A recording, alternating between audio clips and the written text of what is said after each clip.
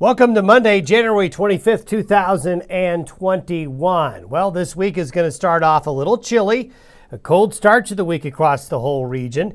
We're going to have some unsettled weather. There's going to be a little bit of snow today and Tuesday. Not a lot, but a little bit, especially for folks in Colorado, Kansas, Nebraska, some parts of far southern Wyoming, as a small Pacific wave comes through, followed by another one tomorrow.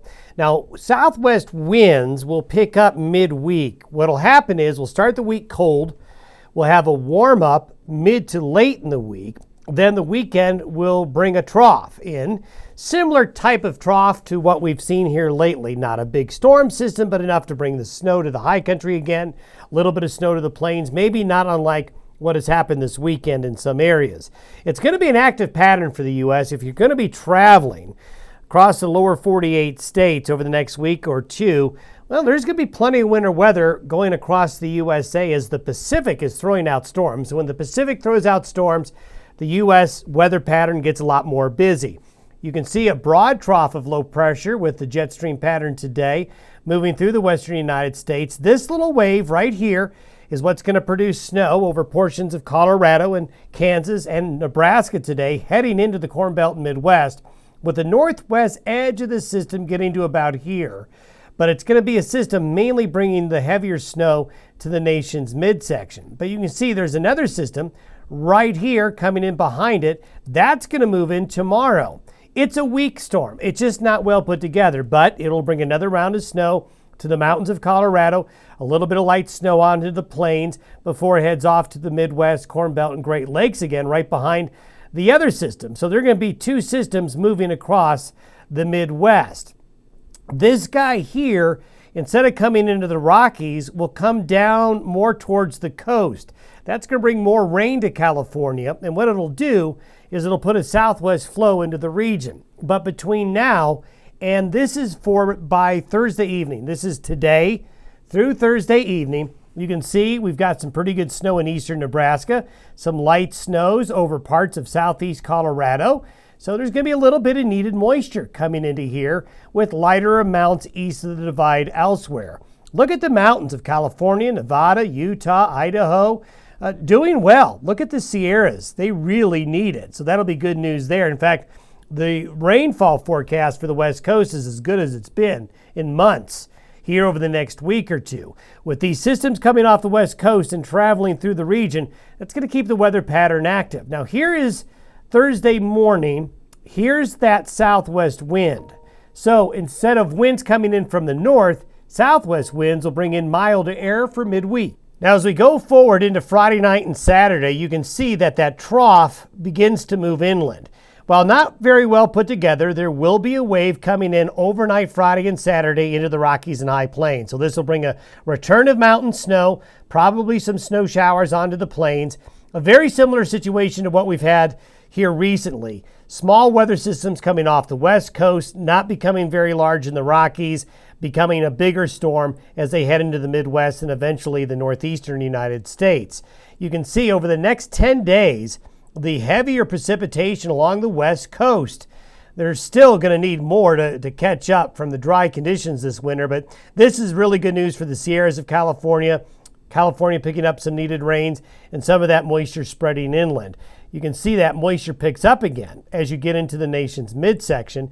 And as we have seen all winter, if you go along and east of the Continental Divide, yes, there's some precipitation here, but not as much as there is to the west, not as much as there is to the east, as that is a typical La Nina pattern to where these storm systems just are moving too quickly to become too organized enough to get us into a long, prolonged upslope. That's just not in the cards yet.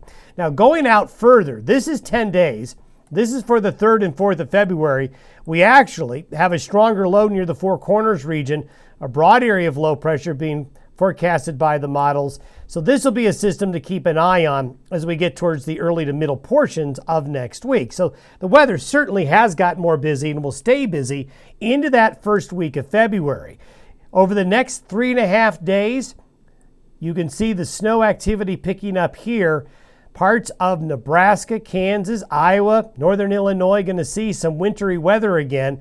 Could see some real heavy snows here over the next 24 to 48 hours for Lincoln and Omaha and Des Moines. So if you're going to travel I-80 watch for that here over the next couple of days.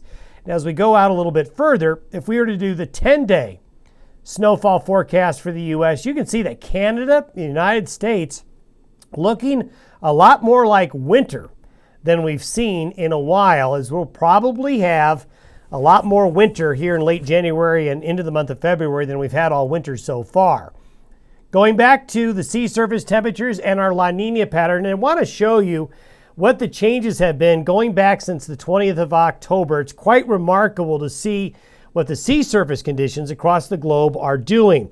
These are changes in sea surface temperatures over the last 90 days or so, going back to the latter half of October. Notice that most of the central and northern and eastern Pacific basin has really seen a big decrease in temperatures. Most notably, it's gotten colder up here. It's gotten colder along the west coast. Now we have, and this is a little bit of a warm up since this fall, and this is that La Nina region. Even though it's showing a warm up here, don't be fooled. Temperatures in this area are still colder than average. We still have La Nina. Where it's been remarkable is the change up here. Then if you look at elsewhere across the globe, the North Atlantic has cooled off. Parts of the Indian Ocean have really cooled off. Big drop in sea surface temperatures in the southern Pacific, southern Indian Ocean. And as you get elsewhere between Africa and South America, so the global sea surface temperature pattern over the last 3 months has really dropped. If we were to look at where we are now with the sea surface temperature anomaly, you can see it's not as cold in that area there, but this is still a very robust La Nina. But we definitely are seeing more and more sea surface temperature pattern changes. This continues to look more and more like 2011 and into 2012 when the Pacific really cooled off. And as we know, when the Pacific gets cold, it's a dry signal, especially heading on into spring. So it's something that we're going to continue to keep an eye on. Speaking of sea conditions, this is really interesting. This is a cross-section in the North Atlantic. In the North Atlantic is a big area of the globe to where you build up a lot of cold water from Greenland, from the higher latitudes near the Arctic Circle. And the oceans go through these cycles of deeper waters that are colder to thinner waters that are colder.